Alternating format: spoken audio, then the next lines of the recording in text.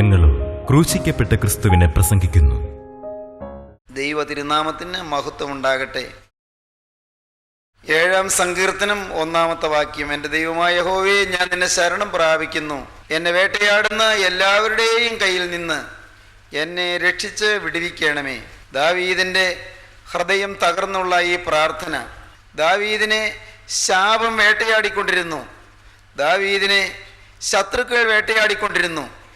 ദാവീദിനെ ശൗൽ വേട്ടയാടി, ദാവീദിനെ ഗോലിയാത്ത് വേട്ടയാടി, ദാവീദിനെ അനേകം ദുഷ്ട ഭീകര വിരൂപികൾ വേട്ടയാടി.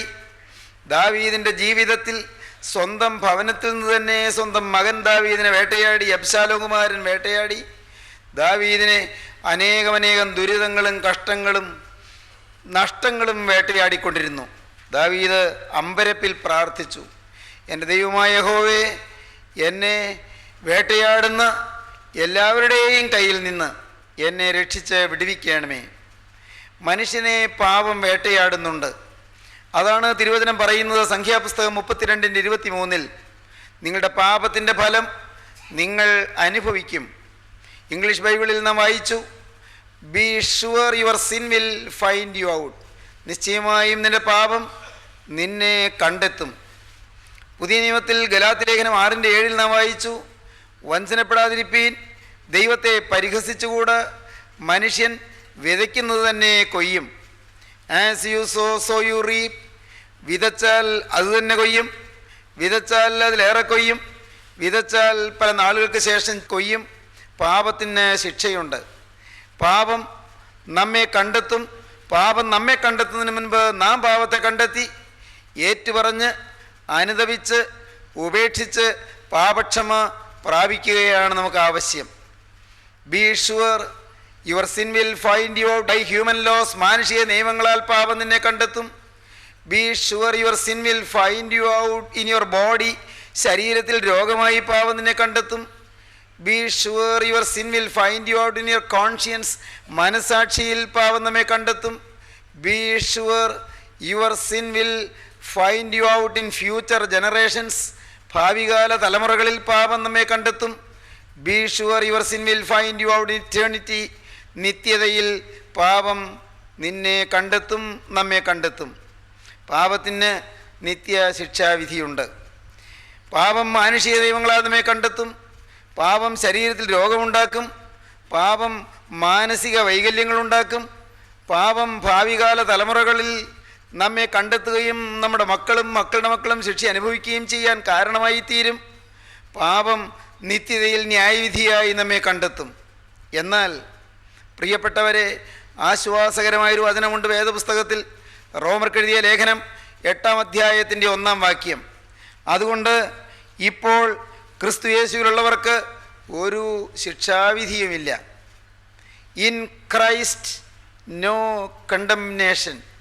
ക്രിസ്തു യേശുവിലുള്ളവർക്ക് ഒരു ശിക്ഷാവിധിയുമില്ല. യേശു ക്രിസ്തുവിലുള്ളവർക്ക് ഒരു ശിക്ഷാവിധിയുമില്ല. പ്രിയപ്പെട്ടവരെ, പാപം നമ്മെ കണ്ടെത്തും, സത്യം. പാപത്തിന് ഇഹത്തിൽ ശിക്ഷയുണ്ട്, വാസ്തവം. പാപത്തിന് നമ്മുടെ മരണത്തിന് ശേഷവും നമ്മെ കണ്ടെത്തുവാനും ശിക്ഷയ്ക്ക് വിധിക്കുവാനും കഴിയും, സത്യം. എന്നാൽ ഇപ്പോൾ ശിക്ഷാവിധി ഇല്ലാതാകാം. ഈ നിമിഷം തന്നെ ശിക്ഷാവിധിയിൽ നിന്ന് ഒഴിവുള്ളവരാകാം. ഈ നിമിഷം തന്നെ ശിക്ഷയിൽ നിന്ന്, ന്യായവിധിയിൽ നിന്ന്, ശിക്ഷയുടെ ഭീകരമായ ആക്രമണത്തിൽ നിന്ന് നമുക്ക് മോചനം പ്രാപിക്കാം. എന്തുകൊണ്ട്? ഇപ്പോൾ ക്രിസ്തു യേശുവിലുള്ളവർക്ക് ഒരു ശിക്ഷാവിധിയുമില്ല. In Christ no condemnation. Yeshu ക്രിസ്തുവിലുള്ളവർക്ക് ഒരു ശിക്ഷാവിധിയുമില്ല. റോമർക്കെഴുതിയ ലേഖനം 8-ാം അധ്യായത്തിന് കൊടുക്കാവുന്ന ഒരു പേരുണ്ട്. It is the declaration of freedom. അത് സ്വാതന്ത്ര്യത്തിൻ്റെ പ്രഖ്യാപനമാണ്, സ്വാതന്ത്ര്യത്തിൻ്റെ വിളംബരമാണ്.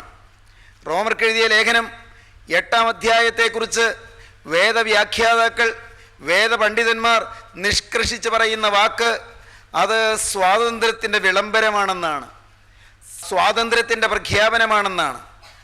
സ്വാതന്ത്ര്യം 1939 രണ്ടാം ലോകമഹായുദ്ധം ആരംഭിച്ചു. യുദ്ധം ഭീകരമായി നടന്നുകൊണ്ടിരുന്നു. അമേരിക്കൻ പ്രസിഡൻ്റായ റൂസ്വെൽറ്റ് അന്ന് യൂറോപ്പിൽ യുദ്ധ രംഗത്ത് വന്ന് ഒരു ശ്രദ്ധേയമായ വിജ്ഞേയമായ ഹൃദയസ്പൃക്കായ പ്രസംഗം ചെയ്തു. റൂസ്വെൽറ്റ് ചെയ്ത പ്രസംഗം അതിൽ ഊന്നി പറഞ്ഞു, മനുഷ്യനിന്ന് സ്വാതന്ത്ര്യമാണ് ആവശ്യം. സ്വാതന്ത്ര്യം, മനുഷ്യന് 4 കാര്യങ്ങളിൽ സ്വാതന്ത്ര്യം വേണം എന്ന് റൂസ്വെൽറ്റ് അന്ന് പറഞ്ഞു. 1, ഫ്രീഡം ഓഫ് സ്പീച്ച്, അഭിപ്രായ സ്വാതന്ത്ര്യം.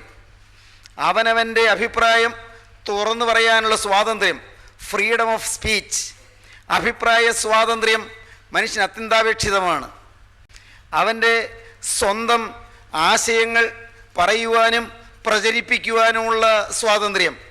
2, ഫ്രീഡം ഓഫ് വർഷിപ്പ്, ആരാധനാ സ്വാതന്ത്ര്യം മനുഷ്യന് വേണം. ആരെ ആരാധിക്കണം, എങ്ങനെ ആരാധിക്കണം എന്ന് തീരുമാനിക്കാനുള്ള സ്വാതന്ത്ര്യം മനുഷ്യന് വേണം, freedom of worship. 3, freedom from want, ആവശ്യങ്ങളിൽ നിന്നുള്ള സ്വാതന്ത്ര്യം. ആവശ്യങ്ങളിൽ നിന്ന്, ഭാരങ്ങളിൽ നിന്നുള്ള സ്വാതന്ത്ര്യം. ആവശ്യഭാരങ്ങളിൽ നിന്ന് മനുഷ്യന് സ്വാതന്ത്ര്യം ആവശ്യമാണ്. ഈ ലോക ജീവിതത്തിൽ പല പല ആവശ്യങ്ങളുണ്ട്. ഫ്രീഡം ഫ്രം വാണ്ട്, ഈ ലോക ജീവിതത്തിൽ പല പല കാര്യങ്ങൾ മനുഷ്യന് അത്യന്താപേക്ഷിതമായിട്ടുണ്ട്. അവയിൽ നിന്നെല്ലാം ഒരു സ്വാതന്ത്ര്യം മനുഷ്യന് വേണം. 4, ഫ്രീഡം ഫ്രം ഫിയർ, ഭയത്തിൽ നിന്ന് മനുഷ്യന് സ്വാതന്ത്ര്യം വേണം. ഭയം, മനുഷ്യനെ അലട്ടുന്ന ഭയം ധാരാളം കാരണങ്ങളാൽ ഉണ്ട്. മനുഷ്യനെ ഭയം അലട്ടിക്കൊണ്ടിരിക്കുന്നുണ്ട്, ഭയം പിടികൂടുന്നുണ്ട്, ഭയം മനുഷ്യനെ ബന്ധിക്കുന്നുണ്ട്. മനുഷ്യൻ ഭയത്തിൻ്റെ ബന്ധനത്തിൽ നിന്ന് വിമുക്തനാകേണ്ടിയിരിക്കുന്നു. Freedom from fear. 4 തരം സ്വാതന്ത്ര്യങ്ങൾ. പ്രിയപ്പെട്ടവരെ, റൂസ്വെൽറ്റ് അന്ന് 1941 ചെയ്ത ആ പ്രസംഗത്തിൽ പറഞ്ഞ 4 തരം സ്വാതന്ത്ര്യങ്ങളെക്കാൾ എത്രയോ ശ്രേഷ്ഠമായ ചില സ്വാതന്ത്ര്യങ്ങളാണ് റോമർ ലേഖനം 8-ാം അധ്യായത്തിൽ ദൈവത്തിൻ്റെ ശ്രേഷ്ഠ അപ്പോസ്തലനായ സെന്റ് പോൾ പറഞ്ഞിരിക്കുന്നത്. ദൈവത്തിൻ്റെ വലിയ നാമം മഹത്വപ്പെടട്ടെ. എന്തെല്ലാമാണ് റോമർക്കെഴുതിയ ലേഖനം 8-ാം അധ്യായത്തിൽ സ്വാതന്ത്ര്യത്തിൻ്റെ വിളംബരം എന്ന് പറയുന്ന, സ്വാതന്ത്ര്യത്തിൻ്റെ പ്രഖ്യാപനം എന്ന് പറയുന്ന ആ 8-ാം അധ്യായത്തിൽ അപ്പോസ്തലൻ പറയുന്ന സ്വാതന്ത്ര്യങ്ങൾ. ഫ്രീഡം ഫ്രം ജഡ്ജ്മെൻറ്റ്, ശിക്ഷയിൽ നിന്ന് മോചനം, ശിക്ഷാവിധിയിൽ നിന്ന് മോചനം, ന്യായവിധിയിൽ നിന്ന് മോചനം. ഫ്രീഡം ഫ്രം ജഡ്ജ്മെൻറ്റ് മനുഷ്യന് അത്യന്താപേക്ഷിതമാണത്. ജഡ്ജ്മെൻറ്റിൽ നിന്ന്, ശിക്ഷാവിധിയിൽ നിന്ന്, ന്യായവിധിയിൽ നിന്ന് മനുഷ്യന് സ്വാതന്ത്ര്യം വേണം.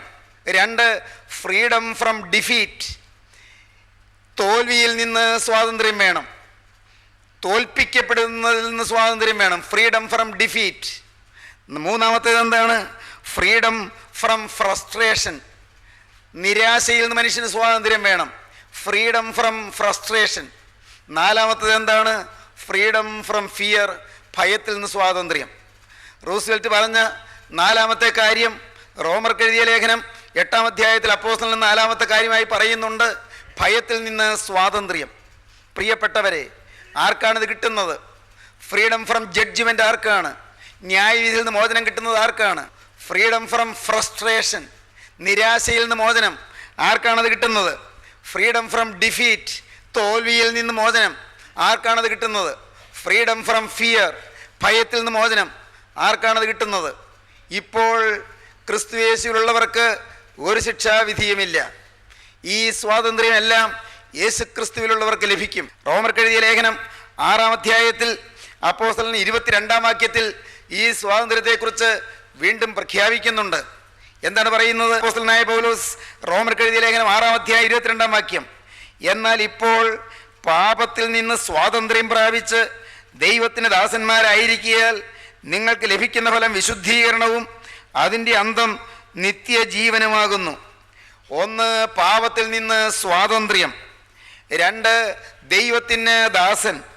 3, വിശുദ്ധീകരണം അനുഭവം. 4, നിത്യജീവൻ. സ്വാതന്ത്ര്യം. എന്താണ് സ്വാതന്ത്ര്യം? ആർഷഭാരതത്തിൻ്റെ പ്രാക്തനമായ സനാതനമായ ഒരു വലിയ ആശയം ഉപഗൂഹനം ചെയ്യപ്പെട്ടിരിക്കുന്ന 3 കാര്യങ്ങളുണ്ട്. എന്താണെന്നോ? Equality, fraternity and liberty. എന്താണ് ഇക്വാലിറ്റി? സമത്വം വേണം, ഫ്രറ്റേണിറ്റി സാഹോദര്യം വേണം, ആൻഡ് ലിബർട്ടി സ്വാതന്ത്ര്യം വേണം. ഭാരതത്തിൻ്റെ ഈ 3 ആശയപ്രകർഷങ്ങളിൽ തിങ്ങി നിൽക്കുന്ന മഹത്തായ ഒരു നാദബ്രഹ്മം തന്നെയാണ് പൂർവികരായ ഭാരതത്തിലെ ചിന്തകന്മാർ പ്രദാനം ചെയ്തത്. ഇക്വാലിറ്റി, ഫ്രറ്റേണിറ്റി ആൻഡ് ലിബർട്ടി, സമത്വം, സാഹോദര്യം, സ്വാതന്ത്ര്യം. സ്വാതന്ത്ര്യം എല്ലാവർക്കും വേണ്ടത് സ്വാതന്ത്ര്യമാണ്. സ്വാതന്ത്ര്യം അത് ദുസ്വാതന്ത്ര്യം ആകരുത്. പിന്നെ എന്താണ് സാക്ഷാലുള്ള സ്വാതന്ത്ര്യം? പാപത്തിൽ നിന്നുള്ള സ്വാതന്ത്ര്യമാണ് സാക്ഷാലുള്ള സ്വാതന്ത്ര്യം. നിങ്ങൾ സാക്ഷാൽ സ്വതന്ത്രരാകുമെന്ന് കർത്താവ് പറഞ്ഞു. പുത്രൻ നിങ്ങൾക്ക് സ്വാതന്ത്ര്യം വരുത്തിയാൽ നിങ്ങൾ സാക്ഷാൽ സ്വതന്ത്രരാകും. കർത്താവായ യേശുക്രിസ്തു, നിത്യനായ ദൈവത്തിൻ്റെ ഏകജാതനായ തിരുക്കുമാരൻ നിങ്ങൾക്ക് സ്വാതന്ത്ര്യം വരുത്തിയാൽ നിങ്ങൾ സാക്ഷാൽ സ്വതന്ത്രരാകും. മനുഷ്യൻ കാണുന്ന സ്വാതന്ത്ര്യങ്ങളെല്ലാം സാക്ഷാലുള്ള സ്വാതന്ത്ര്യങ്ങളല്ല. ആന്തരികമായ മോചനം, ആന്തരികമായ മുക്തി, ആന്തരികമായ വിമോചനം, ആന്തരികമായ വിമുക്തി, ആന്തരികമായ സ്വാതന്ത്ര്യം അത് പാപത്തിൽ നിന്നുള്ള സ്വാതന്ത്ര്യമാണ്. അത് ശിക്ഷയിൽ നിന്നുള്ള സ്വാതന്ത്ര്യമാണ്. അത് ഭയത്തിൽ നിന്നുള്ള സ്വാതന്ത്ര്യമാണ്. അത് നിരാശയിൽ നിന്നുള്ള സ്വാതന്ത്ര്യമാണ്. അത് ആകുലങ്ങളിൽ നിന്നും ആവലാധികളിൽ നിന്നുള്ള സ്വാതന്ത്ര്യമാണ്.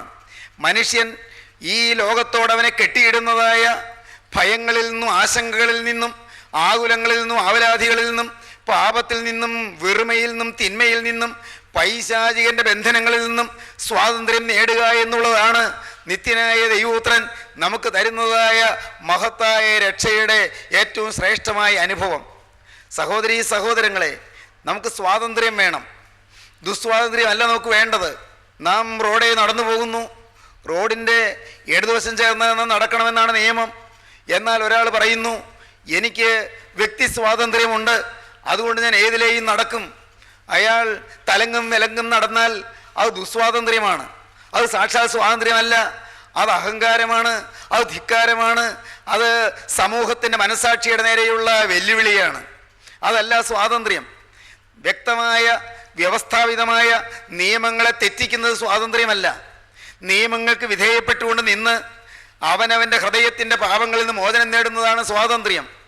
പുത്രൻ നിങ്ങൾക്ക് സ്വാതന്ത്ര്യം വരുത്തിയാൽ നിങ്ങൾ സാക്ഷാൽ സ്വതന്ത്രരാകും. പ്രിയപ്പെട്ടവരെ, സാക്ഷാലുള്ള സ്വാതന്ത്ര്യം നമുക്ക് വേണം. സാക്ഷാലുള്ള പാപത്തിൽ നിന്നുള്ള മോചനം നമുക്ക് വേണം. പാപത്തിൽ നിന്നുള്ള സ്വാതന്ത്ര്യം നമുക്ക് വേണം. പാപം നമ്മെ കെട്ടിയിടരുത്, സാത്താൻ നമ്മെ ബന്ധിച്ചിടരുത്, പൈശാചിക ശക്തി നമ്മെ ബന്ധിക്കരുത്. പൈശാചിക ശക്തി ബന്ധിച്ചാൽ ആ ബന്ധനത്തിൽ നിന്ന് മോചനം പ്രാപിക്കേണ്ടത് ആവശ്യമാണ്. നമ്മുടെ സ്വഭാവത്തിൽ പിശാച് കയറിക്കൂടി അവൻ നമ്മെ സ്വാധീനം ചെയ്ത് പൈശാചികമായ വിചാരങ്ങളും വികാരങ്ങളും നമ്മുടെ ഉള്ളത്തിൽ നിക്ഷേപിച്ച് നമ്മെ ബന്ധിക്കുന്നത് സാത്താന് കൗതുകമാണ്, അവൻ്റെ ഉദ്യമം അതാണ്.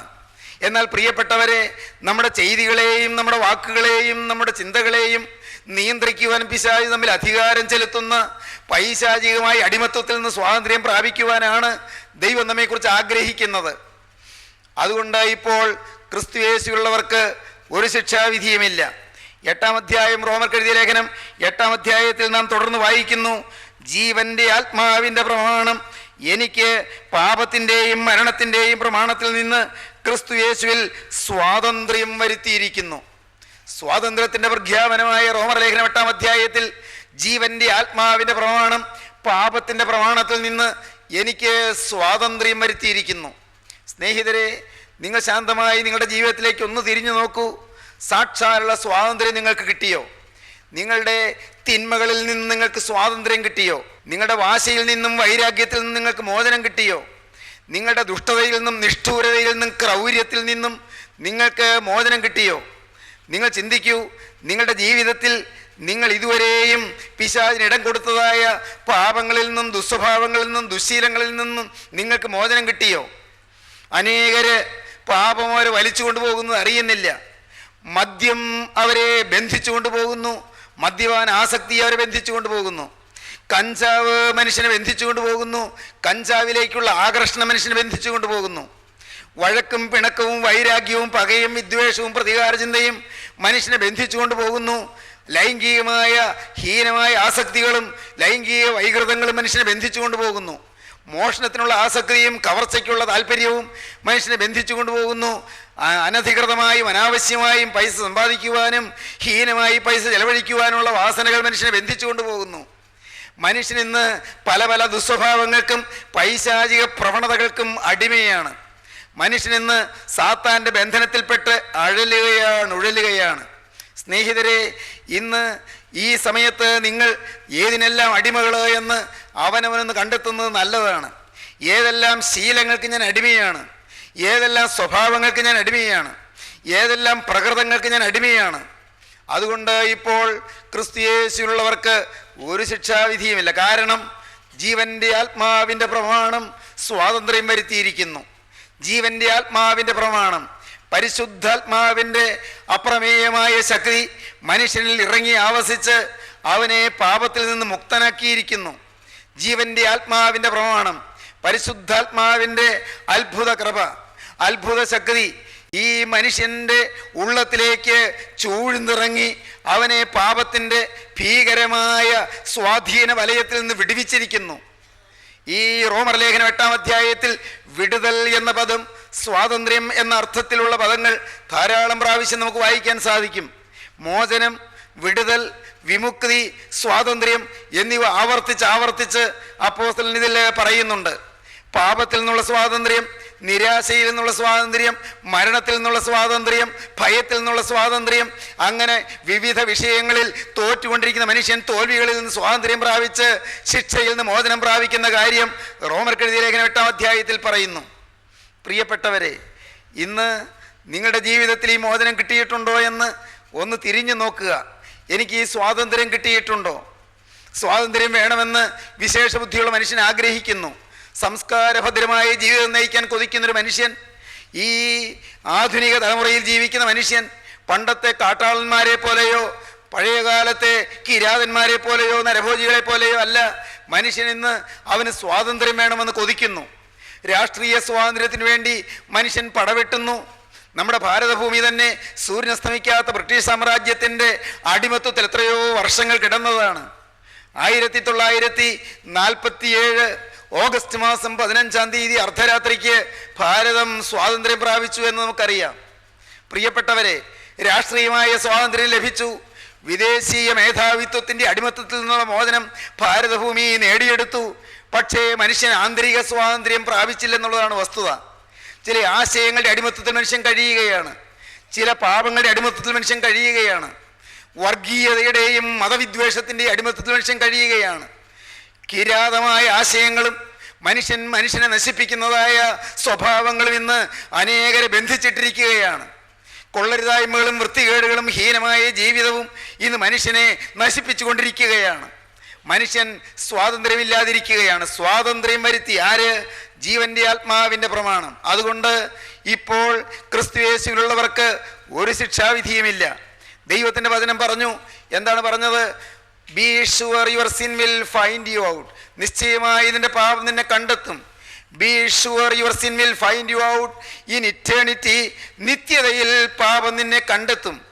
എന്നാൽ ഈ ദൈവത്തിൻ്റെ വചനം തന്നെ പറയുന്നു, ഇപ്പോൾ ക്രിസ്തുയേശുവിലുള്ളവർക്ക് ഒരു ശിക്ഷാവിധിയുമില്ല. മനോഹരമായ ഒരു ഉദാഹരണ കഥ ഞാൻ കേട്ടിട്ടുണ്ട്.